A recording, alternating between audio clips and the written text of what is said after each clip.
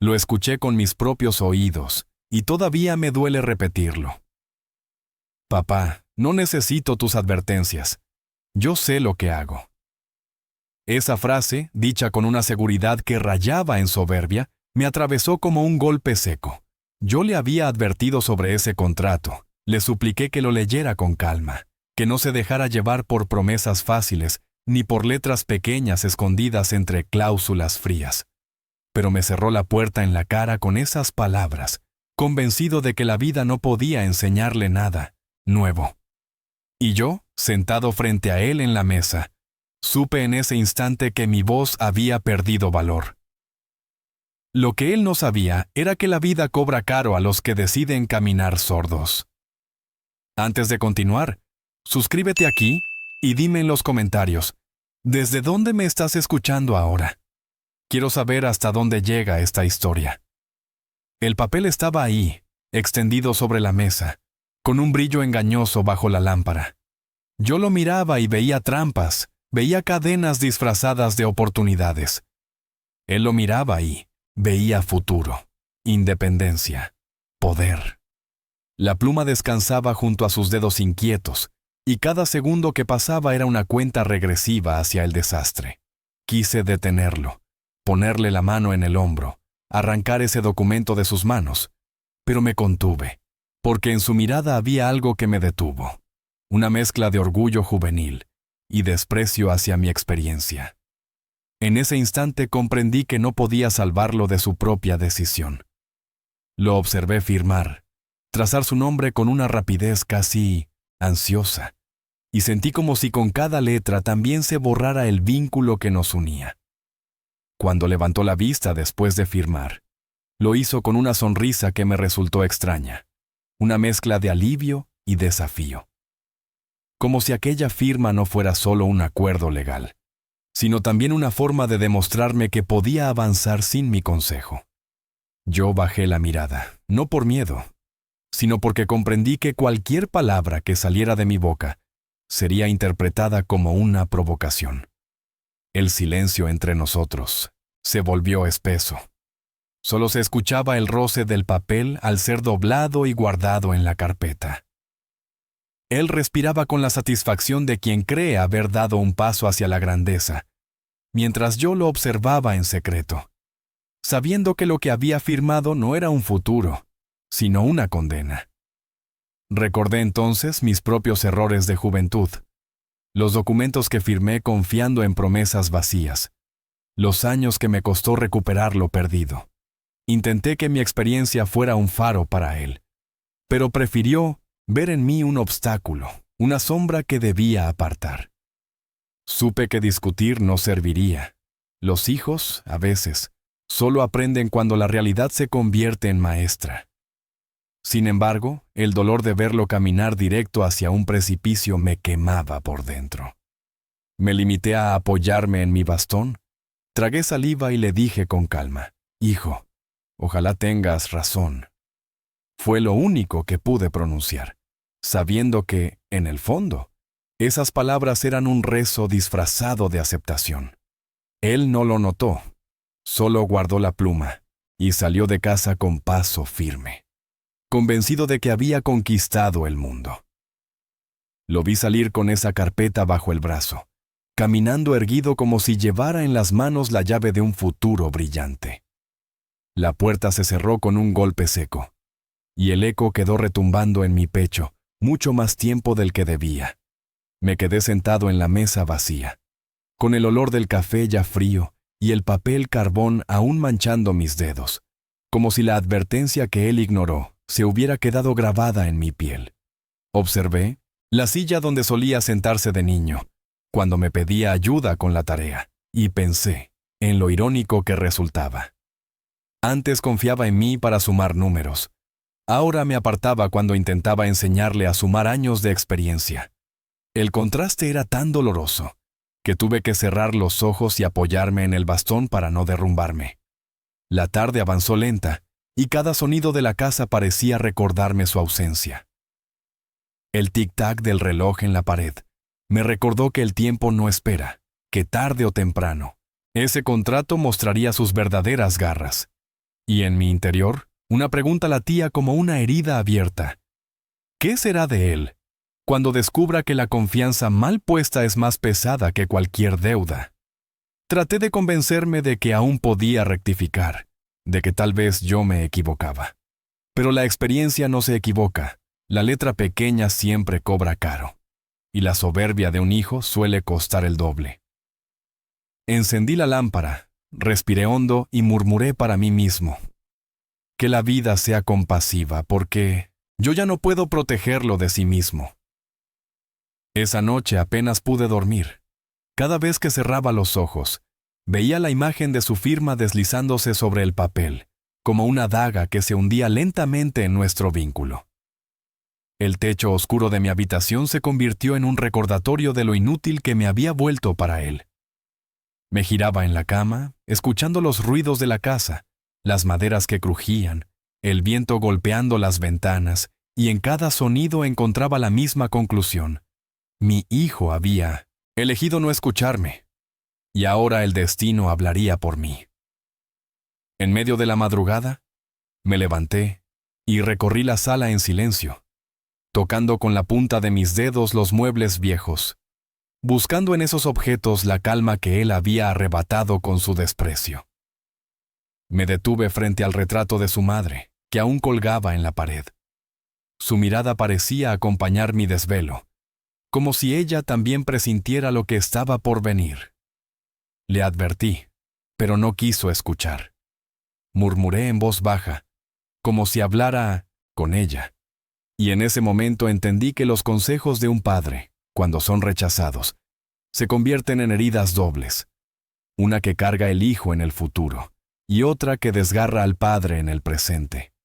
Me senté en el sofá con el bastón apoyado en las rodillas, y esperé a que amaneciera, sabiendo que el sol traería consigo los primeros síntomas de la tormenta que él mismo había desatado. Porque el verdadero dolor no era que firmara un contrato, sino que con cada trazo también rompió la confianza, que siempre nos unió.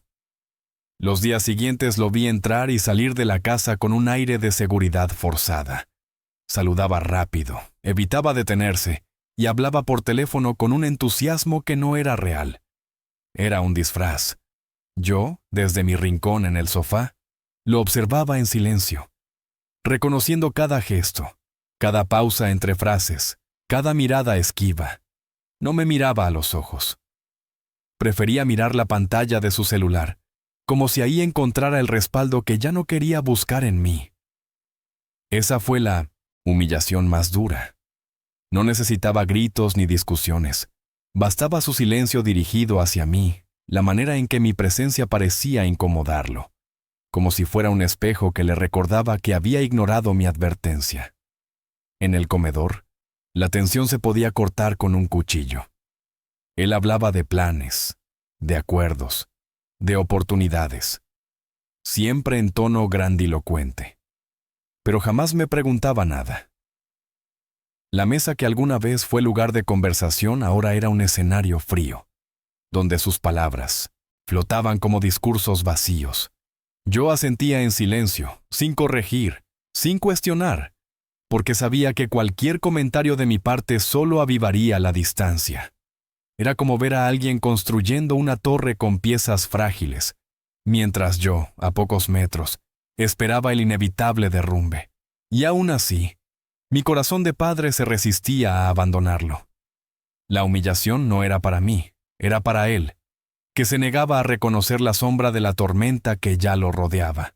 Una tarde llegó con un portafolio lleno de papeles, lo dejó sobre la mesa y comenzó a hablar de cifras que sonaban más a ilusión que a realidad. Sus manos se movían rápidas, señalando números, porcentajes, beneficios que supuestamente estaban por venir. Yo lo escuchaba sin interrumpir, con el bastón entre las rodillas y la vista fija en su rostro, no en los documentos. Lo que veía no era un hombre seguro, sino un muchacho asustado escondido detrás de un lenguaje aprendido a medias. Su voz temblaba en ciertas palabras, y sus ojos evitaban los míos con la misma insistencia que un culpable evita al juez. Cada vez que intentaba encontrar mi mirada, desviaba la suya hacia el papel, como si ahí pudiera justificar lo que ya empezaba a sentir como un error. Yo no dije nada, ni un gesto, ni una pregunta. Solo lo dejé hablar, dejarse convencer a sí mismo. Porque entendí que mis advertencias ya no tenían espacio en su mundo, y que la vida misma sería la encargada de darle la respuesta. El silencio se volvió mi único lenguaje. Él, confundido por mi falta de reacción, alzó la voz un poco más, como si necesitara sonar convincente para ambos, pero mientras más hablaba, más evidente era la grieta que crecía en su discurso. Y yo, con la calma que da la edad, me limité a observarlo, cargando en mis ojos la verdad que él no quería enfrentar, que había firmado un contrato con el fracaso, y que cada palabra suya era apenas el eco de una caída que ya había comenzado. Esa noche, mientras recogía los platos de la cena, escuché cómo hablaba con su esposa en voz baja en el pasillo. Pensó que yo no lo oía, pero mis oídos viejos han aprendido a reconocer hasta los susurros más tímidos. Ella le preguntaba por el contrato, por las deudas que ya empezaban a asomar, y él respondía con frases cortas, irritadas, como quien intenta tapar el agua con las manos. Todo está bajo control, repetía, aunque el temblor en su voz lo delataba. Me quedé quieto, con los platos en la mano, sintiendo que la humillación se había trasladado a otro nivel. Ya no era solo que ignorara mis palabras, sino que ahora no tenía el valor de enfrentar la verdad, ni siquiera en su propio hogar. Cuando terminó la llamada, entró a la sala con el ceño fruncido y se dejó caer en el sofá. Encendió el televisor, subió el volumen más de lo normal y no me dirigió ni una palabra. Era como si yo no existiera, como si el viejo sentado a pocos metros fuera apenas un mueble más en la casa. Esa indiferencia era un golpe más duro que cualquier grito, porque entendí que no era solo orgullo, era vergüenza. Vergüenza de haberme desoído, vergüenza de empezar a sentir que había errado, y sobre todo, vergüenza de saber que, cuando la verdad saliera a la luz, tendría que verme a los ojos. Y esa mirada, la mía, era lo único de lo que él no sabía cómo escapar. Esa madrugada me levanté por un vaso de agua, y lo encontré sentado en la cocina, a oscuras, con la frente apoyada en sus manos. No encendí la luz. La penumbra era suficiente para mostrarme lo que necesitaba ver. El portafolio con los documentos estaba abierto frente a él, y las hojas desordenadas parecían un campo de batalla después de la derrota. Sus labios se movían en silencio, como si ensayara excusas o buscara una respuesta que aún no encontraba. No levantó la vista cuando pasé, no me pidió consejo, no pronunció palabra. Se limitó a girar las hojas una y otra vez, como quien espera que las letras cambien solas. Fue entonces cuando entendí que ya estaba atrapado. No buscaba salida, buscaba retrasar el momento de admitirlo. Me quedé de pie en la puerta, observándolo sin ser visto. Hubiera querido cruzar la cocina, sentarme frente a él y repetirle lo que le dije antes de la firma. Pero comprendí que ya era tarde. El contrato lo había atado, y mi voz ahora solo podía ser un eco inútil. Así que regresé a mi cuarto con pasos lentos, cargando no solo mi cansancio de viejo, sino también la humillación de saberme innecesario. Esa fue la verdadera herida. No que me ignorara, sino que, aún cuando empezaba a caer, prefería hundirse en silencio antes que aceptar que yo había tenido razón. En esa noche oscura confirmé lo que más temía. La deuda no era solo con los bancos ni con la empresa. Era una deuda consigo mismo. Y conmigo. El colapso comenzó con detalles pequeños, casi invisibles. Una llamada insistente que él cortaba al segundo timbre, un sobre que llegaba por debajo de la puerta y quedaba escondido bajo un montón de revistas, un gesto nervioso al revisar el celular en medio de la cena. Yo lo notaba todo, porque la vejez me enseñó a leer más en los silencios que en las palabras. Ya no hablaba con entusiasmo de ese contrato, ya no presumía cifras ni proyectos. Se limitaba a encogerse de hombros, a fingir que todo estaba bien, mientras su mirada se volvía cada vez más esquiva. Una tarde lo sorprendí rompiendo papeles en la basura, hojas con números que apenas alcancé a leer, cuotas, intereses, vencimientos. Fue como recibir un golpe seco en el pecho. Mis advertencias no habían sido un capricho. El abismo estaba ahí, abierto, y él ya se deslizaba dentro. Lo más duro no fueron los papeles ni las llamadas, sino su silencio. Entraba a casa y evitaba cruzar conmigo en el pasillo. Si yo estaba en la sala, él se refugiaba en su cuarto. Si me encontraba en la cocina, fingía estar ocupado con el celular. Esa distancia era una confesión muda. No podía mirarme a los ojos, porque hacerlo sería aceptar que había fallado. Y yo, sentado en mi rincón con el bastón entre las rodillas, lo observaba pasar como un extraño bajo mi propio techo. La deuda lo estaba despojando de todo. Pero lo que más me dolía era que también lo había alejado de mí, como si mis advertencias fueran ahora un espejo insoportable, donde no quería reflejarse. Una mañana lo encontré discutiendo por teléfono en el patio. Su voz se alzaba, quebrada entre la rabia y la desesperación. Hablaba de plazos incumplidos, de intereses acumulados, de un dinero que ya no existía. Se paseaba de un lado a otro, con el cabello revuelto y los ojos inyectados, como un animal acorralado. Cuando notó mi presencia, bajó de golpe el tono, se giró de espaldas y siguió la conversación en susurros, como si ocultar sus palabras pudiera ocultar también su ruina. Yo me quedé quieto, apoyado en mi bastón, observando la escena con una mezcla de tristeza y resignación. No necesitaba escuchar más. La deuda lo estaba ahogando, y lo peor era que todavía se me empeñaba en negarlo. Al colgar, se metió en la casa sin mirarme, caminando con pasos apresurados, casi torpes. Sentí una punzada en el pecho, porque esa evasión no era contra mí, era contra sí mismo. Sabía que mis ojos lo atravesaban como cuchillas, recordándole la advertencia que ignoró. Me senté en la banca del patio y respiré hondo, tratando de no dejar que la rabia me venciera. No era el momento de recriminarle, aunque cada fibra de mi cuerpo quisiera gritarle que yo lo vi venir desde el principio.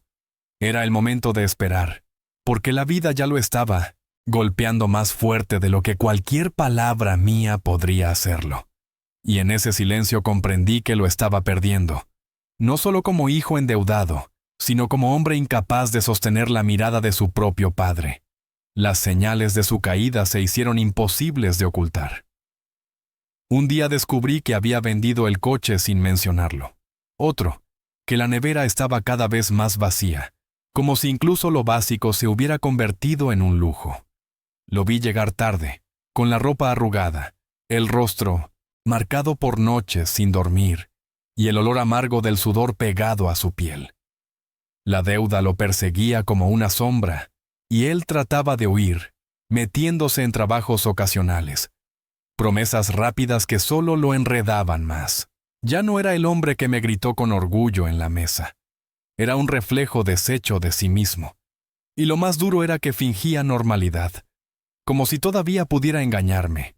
Pero yo lo conocía demasiado. En el temblor de sus manos, en la forma en que esquivaba mi mirada, estaba escrita la verdad que tanto se negaba a pronunciar. Yo soportaba en silencio sentado en mi rincón, viendo cómo cada día perdía un pedazo más de dignidad. No necesitaba reproches, la vida ya se los estaba dando uno a uno. Y sin embargo, lo que más me dolía no era la deuda con bancos ni prestamistas, sino la deuda invisible que había crecido entre nosotros. La distancia. Cada vez que entraba por la puerta, mi corazón deseaba que al menos me mirara, que buscara mis ojos, aunque fuera para reconocer su error. Pero no lo hacía. Pasaba a mi lado como si yo fuera un mueble viejo. Y en ese silencio cruel, yo entendí que, más que endeudado con dinero, estaba endeudado con la verdad. Y esa deuda, más que ninguna otra, le pesaba en el alma. Una noche escuché un golpe fuerte en la sala y corrí como pude, apoyado en mi bastón. Lo encontré sentado en el suelo, con los papeles del contrato desparramados a su alrededor, la cara hundida entre las rodillas. No lloraba en voz alta, pero su cuerpo entero temblaba, como un niño perdido. Me quedé en el umbral, sin atreverme a acercarme. No porque no quisiera, sino porque comprendí que ese momento no me pertenecía. Era el precio que él debía pagar por cada firma trazada con soberbia. Su respiración entrecortada llenaba la habitación de un dolor tan espeso que parecía sofocarme. Las sombras de la lámpara titilaban en la pared, y me pareció ver en ellas la figura de un hombre partido en dos, el que creyó saberlo todo, y el que ahora no sabía cómo seguir. ¡Adelante! Quise extender mi mano, decirle que no estaba solo, pero me contuve. Mis advertencias habían sido rechazadas, mis consejos despreciados. Ahora era la vida la que le hablaba con un lenguaje más duro que el mío. Así que me limité a apoyarme más fuerte en el bastón, a respirar hondo y a grabar esa imagen en mi memoria, la de un hijo que no podía mirarme a los ojos, hundido entre deudas y silencios, aprendiendo de la forma más cruel que a veces la terquedad cuesta demasiado caro. Esa escena, más que cualquier palabra, fue la confirmación de que el colapso ya no podía detenerse. El contrato había hecho su trabajo, encadenarlo. Y yo, como padre, solo podía resistir el peso de verlo derrumbarse delante de mí, sin poder salvarlo. La primera vez que evitó mi mirada de manera consciente, lo sentí como un puñal. Entró en la sala con el portafolio apretado contra el pecho. Me vio sentado en el sofá y, en lugar de saludarme, giró la cabeza hacia la ventana. Habló de cualquier cosa, trivial, el clima, el tráfico, un vecino, pero jamás permitió que nuestros ojos se encontraran. Yo lo observaba en silencio con el bastón apoyado entre mis rodillas, y entendí que no era casualidad. Ya no podía enfrentarme. Cada arruga de mi rostro era un recordatorio de la advertencia que despreció. Cada gesto mío era un espejo donde se reflejaba su error. Y él, cargado de deudas y de vergüenza, prefería esquivar la verdad refugiándose en palabras vacías. Ese momento fue más doloroso que cualquier grito. Porque un grito se olvida, pero la cobardía de no poder mirar a tu padre a los ojos queda grabada como cicatriz. Yo, viejo y cansado, recordé cuando era niño y buscaba mi mirada para sentirse seguro. Ahora era un hombre, pero parecía un muchacho asustado, escondiéndose detrás de excusas baratas. No necesité reprocharle nada. El simple hecho de que desviara los ojos ya era un reconocimiento silencioso de su culpa.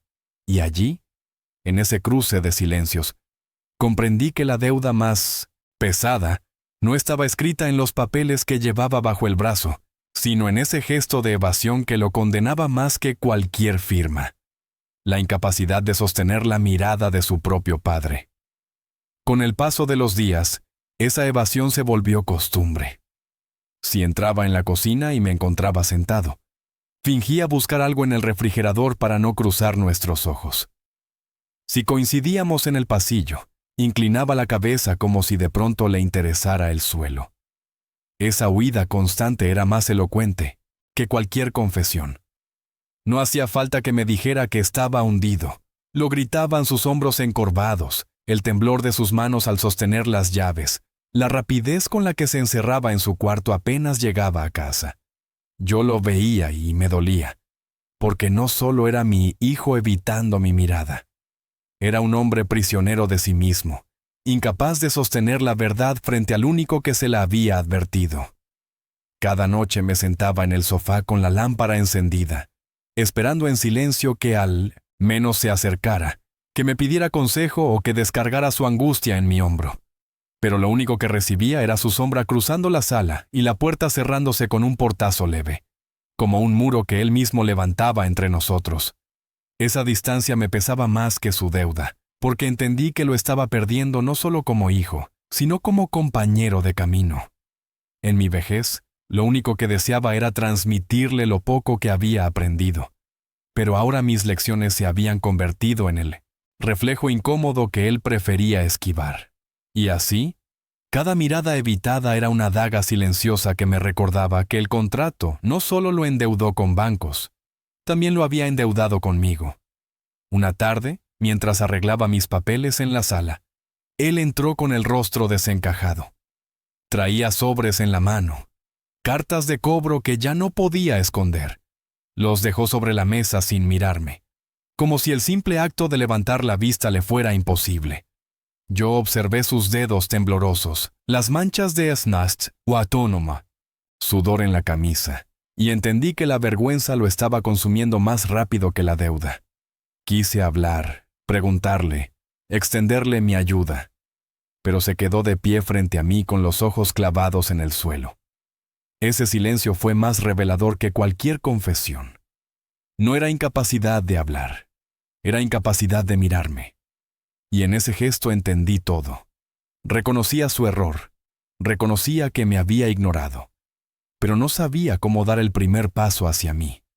Me incliné un poco hacia adelante, apoyado en mi desatar el bastón, buscando su mirada, aunque fuera por un instante. No la encontré. Solo vi cómo recogía de nuevo los papeles y se los llevaba consigo, con pasos torpes, casi arrastrados. La puerta de su cuarto se cerró con un golpe seco, y el eco recorrió la casa como una sentencia. Me quedé allí, inmóvil, sintiendo que ese muro de vergüenza nos separaba más que cualquier distancia física. Y lo más doloroso fue comprender que la deuda escrita en esos papeles algún día podría resolverse, pero la deuda, que había crecido entre sus ojos y los míos, era mucho más difícil de saldar. Esa noche lo escuché caminar de un lado a otro en su habitación, como un animal enjaulado. Los pasos resonaban sobre el piso de madera y me llegaban como martillazos al pecho. Quise tocar su puerta, abrirla y obligarlo a mirarme, pero me contuve. Un padre puede extender la mano, sí, pero no puede obligar a un hijo a aceptarla. El verdadero peso de la deuda estaba cayendo sobre él, y lo hacía más huraño, más distante, como si en cada mirada esquivada se escondiera la confesión que no lograba pronunciar. Yo me quedé sentado en el sofá, con la lámpara encendida y el bastón entre las rodillas, esperando como tantas veces antes, esperando que se decidiera a cruzar la puerta, no con palabras, sino con el valor de volver a mirarme a los ojos. El reloj marcó la medianoche y entendí que no vendría. Sus pasos cesaron y el silencio de la casa me envolvió con una tristeza pesada. Cerré los ojos y recordé al niño que alguna vez corrió hacia mí buscando consuelo después de romper un juguete, el mismo que ahora se escondía tras una puerta cerrada con papeles de deuda que pesaban más que cualquier juguete roto. En ese contraste estaba la tragedia. El hijo que necesitaba guía era el mismo que ahora huía de la única voz que quiso advertirle. Y comprendí que esa incapacidad de mirarme no era solo vergüenza, era la confirmación de que había llegado al fondo, y que tarde o temprano tendría que elegir entre seguir, huyendo, o finalmente enfrentarme. La revelación llegó una mañana gris, cuando lo encontré en la cocina con los ojos hinchados y un sobre abierto sobre la mesa. No se percató de mi presencia al inicio. Estaba absorto, leyendo una y otra vez la misma hoja, como si las cifras pudieran transformarse por arte de magia. Me acerqué despacio, arrastrando el bastón, y entonces levantó la vista. Fue apenas un segundo, un cruce fugaz, pero suficiente para que todo se derrumbara. Sus ojos, rojos y cansados, se encontraron con los míos, y ya no pudo sostenerlos.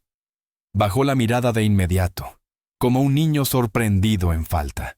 Ese instante fue más fuerte que cualquier confesión. Al fin reconocía, sin palabras, que yo había tenido razón. Quise decir algo, pero mi voz no salió. Lo que brotó fue un silencio denso, cargado de años, de advertencias ignoradas, de noches en vela pensando en su futuro. Él se levantó bruscamente, como si el contacto visual hubiera sido un peso insoportable, y dejó el sobre en mis manos. Apenas susurró: «No sé qué hacer, papá». Fue la primera vez en mucho tiempo que usó esa palabra con un tono de súplica, sin soberbia, sin distancia. Lo observé mientras se apoyaba contra la pared, cabizbajo, derrotado, y sentí que ese era el verdadero giro de la historia. No los números, no la deuda, sino la aceptación humilde de que había llegado a un punto donde solo quedaba una opción: dejarse ayudar. Tomé el sobre con manos temblorosas y lo abrí despacio. Eran cifras, duras, impiadosas, intereses acumulados, plazos vencidos, avisos de embargo. Cada línea era un recordatorio cruel de lo que tantas veces intenté prevenir. Lo leí sin prisa, porque no hacía falta rapidez. Lo importante no eran los números, sino el hecho de que él me los había entregado. Ese gesto era su manera de rendirse, de admitir que ya no podía más. Lo miré en silencio, y por primera vez en mucho tiempo él no esquivó mi mirada, aunque la sostuvo apenas un instante, con vergüenza y dolor. Era suficiente, no necesitaba más. Esa chispa mínima de contacto visual era la grieta por donde podía entrar la reconciliación. Me acomodé en la silla y respiré hondo. Esto no se arregla de un día para otro, le dije con voz calma. Él asintió, bajando la cabeza como un muchacho reprendido, y en ese gesto volvió a ser mi hijo. No el hombre que me gritó ni el que me evitaba, sino el mismo niño que una vez me pidió ayuda para juntar monedas y comprar su primer cuaderno. Sentí que el peso de la deuda seguía siendo enorme, pero lo más importante ya había sucedido. Había reconocido su error y estaba dispuesto a escucharlo de mis labios. Ese instante, más que cualquier cifra, fue la verdadera victoria. Porque entendí que aunque el dinero puede perderse, la confianza todavía puede recuperarse, incluso después de haber estado rota. Lo invité a sentarse conmigo en la mesa, esa misma donde días atrás había evitado mis ojos como si fueran fuego. Esta vez se dejó caer en la silla con los hombros hundidos, sin defensas, sin máscaras. Entre nosotros estaba el sobre abierto, los papeles extendidos como testigos mudos de su derrota. No hablamos de inmediato.